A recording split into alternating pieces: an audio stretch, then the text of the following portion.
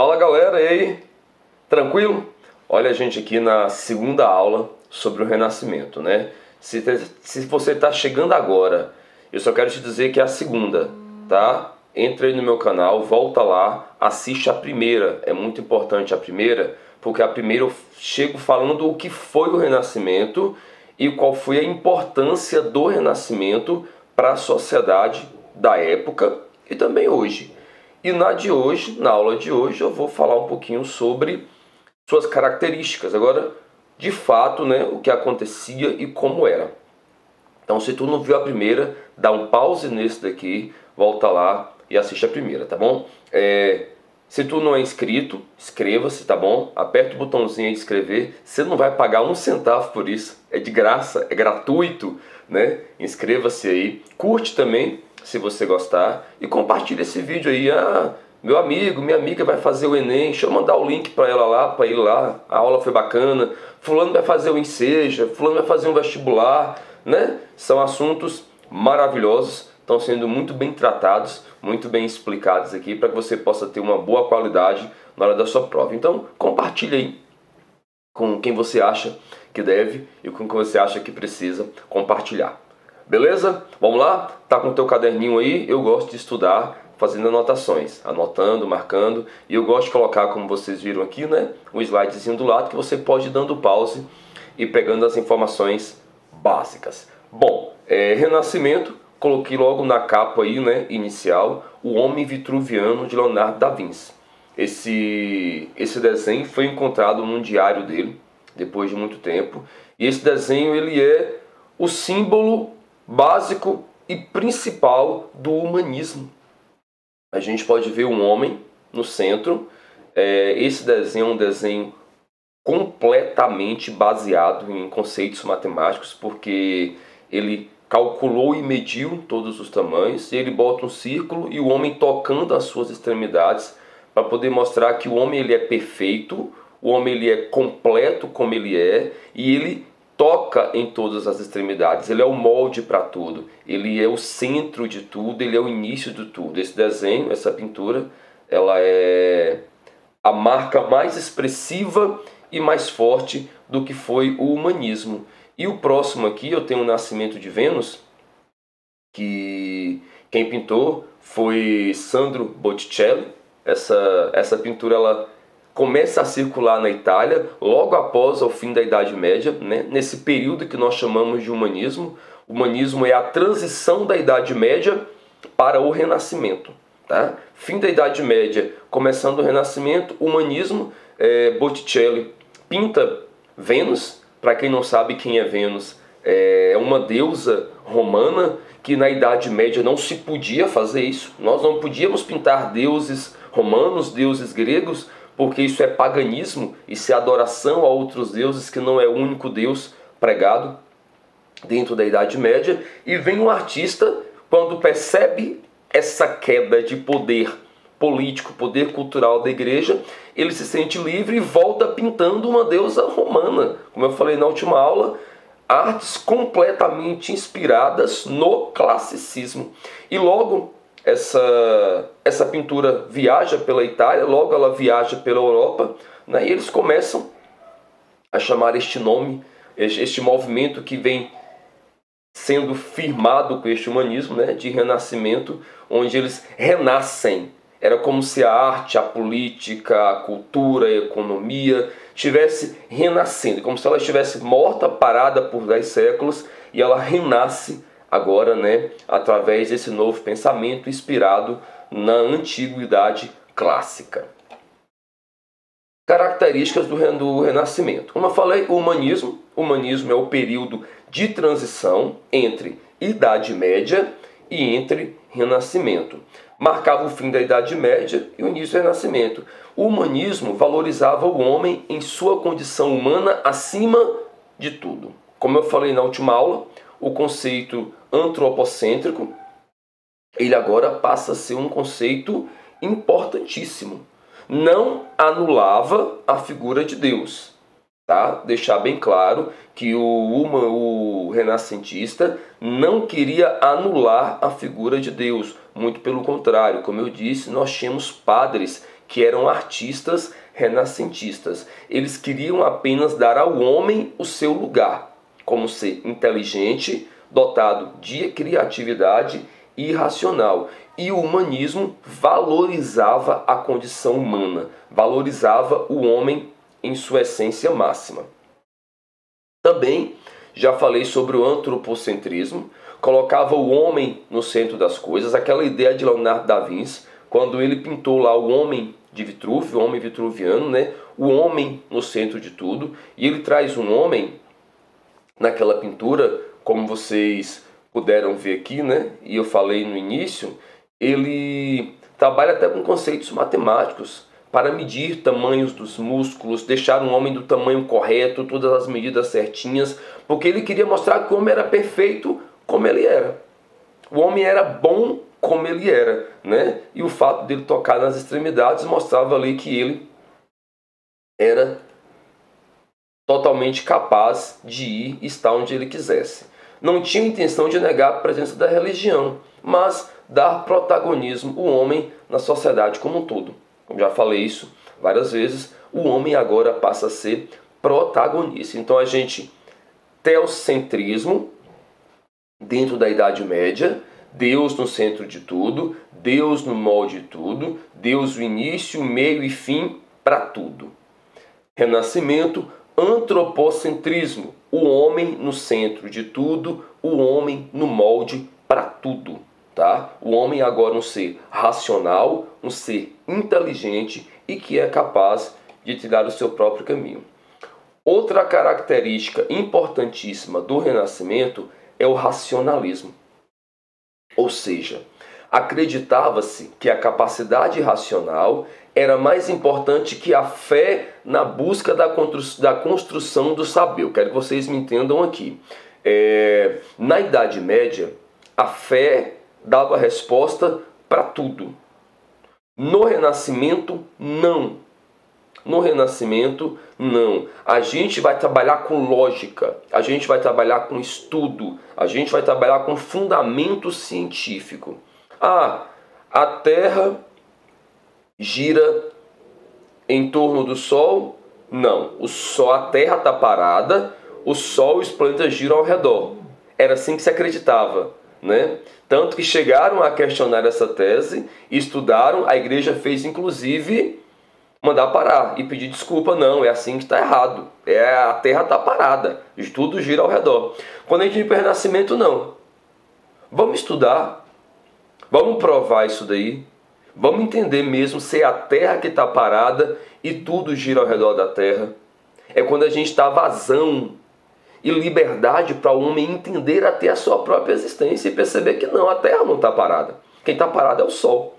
A Terra gira em torno do Sol, juntamente com outros planetas. Isso é importante para a gente, porque isso traz à tona a nossa capacidade de pensar, a nossa capacidade de estudar, a nossa capacidade de trilhar a nossa própria história. O pensamento e a lógica se tornam a base para o funcionamento político, social e científico.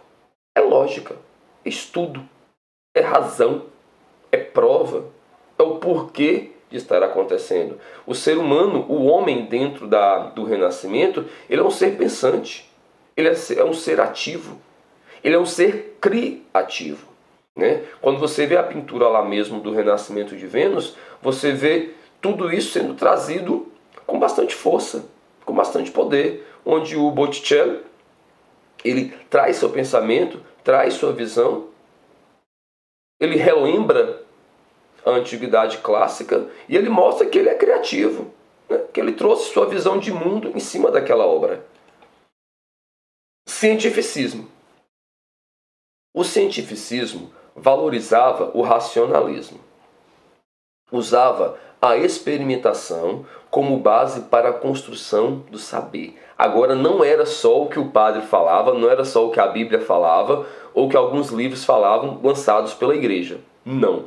Agora a base para o saber era a ciência, tá? Era o estudo, era o racionalismo. Um ponto alto das descobertas científicas foi a invenção da imprensa, né? A imprensa, ela vem agora, ela surge nesse período. E por meio dela, muitas obras foram reproduzidas e se tornaram mais acessíveis. Como consequência, a obtenção de informações deixa de ser restrita a um grupo seleto de pessoas e passa a ser mais abrangente. Isso aqui é interessante, porque até a Idade Média, a informação ela era restrita a algumas pessoas. Tá? Até a própria educação, o saber ler, o saber escrever, muitas coisas eram restritas. Não era tão abrangente. O Renascimento vem e fala que o homem tem capacidade de trilhar o seu caminho.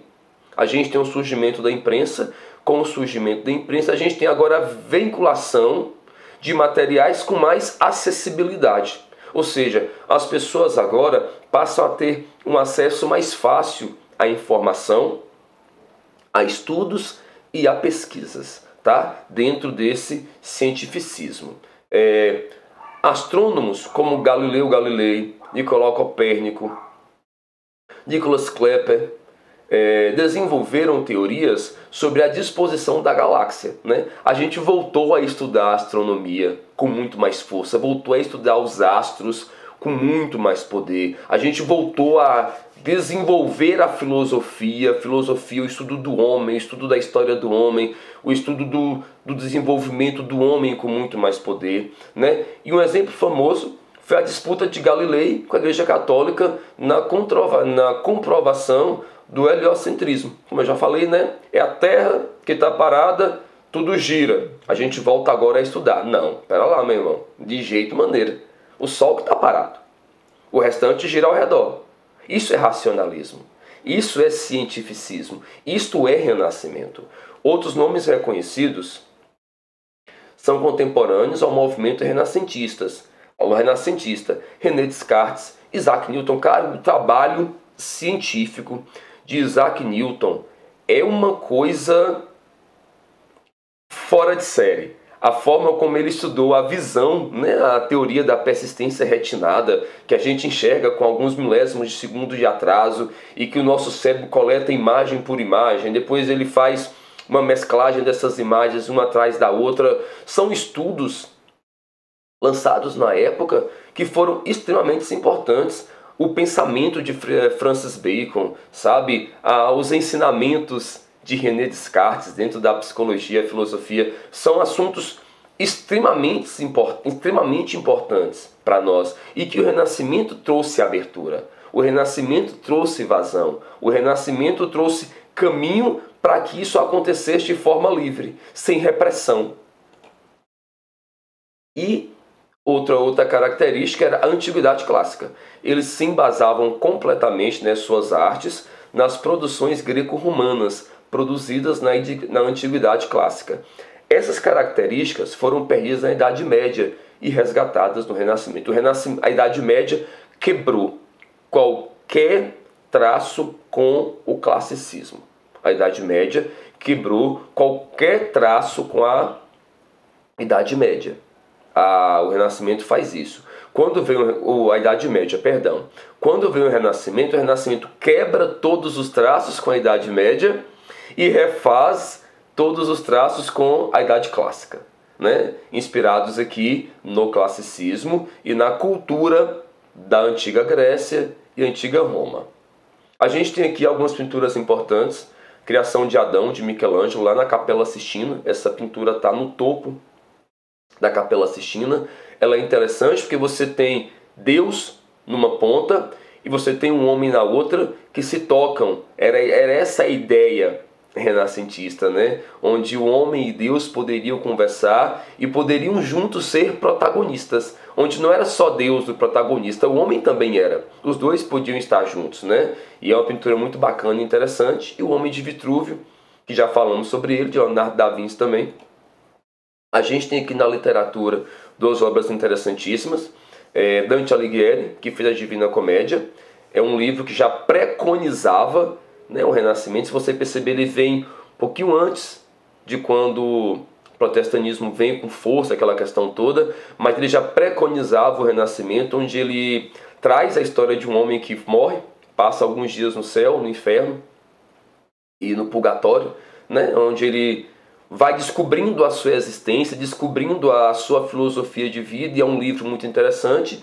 E o famoso Romeu e Julieta, de William Shakespeare, que traz pra gente uma história de amor, uma construção de dois jovens ali que, ao final da trama, morrem por amor, pelas famílias não aceitarem este casamento, e que era algo que não se escrevia na Idade Média, né? Era algo que não se vinculava. E Shakespeare traz outras propostas muito boas, onde ele traz muitos dramas de família. Quando você vai para Hamlet mesmo, né? É um drama muito forte de família. Macbeth, A Megera Domada, são livros que vão trazendo pra gente aí um contexto bem interessante que na Idade Média nós não tínhamos, e que faz a gente refletir sobre a sociedade atual. Essa foi a nossa aula de hoje. Eu espero que você tenha gostado, espero que você tenha curtido. Se ficou alguma dúvida, você pode voltar ao vídeo. Se ficou alguma dúvida que não foi esclarecida aqui, eu te faço um pedido. Escreva nos comentários, que eu prometo que eu volto, faço um videozinho esclarecendo todas as dúvidas que o pessoal vai colocando aí nos comentários, que eu sei que isso vai ajudar você a estudar bastante aí para a sua prova, para o seu objetivo. Eu só tenho a agradecer a vocês. Continuem no canal, nós temos mais vídeos, mais aulas de artes aí, né, com outros assuntos. Mais uma vez, se você não é inscrito, não se esquece, inscreva-se, dê o seu like nesse vídeo. Se você gostou dessa aula, manda para alguém, manda para um colega, manda para um amigo, para quem está estudando aí. Compartilha conhecimento e compartilha saber, porque isso é sempre maravilhoso, tá bom? Galera, brigadão, até a próxima aula, viu? Valeu!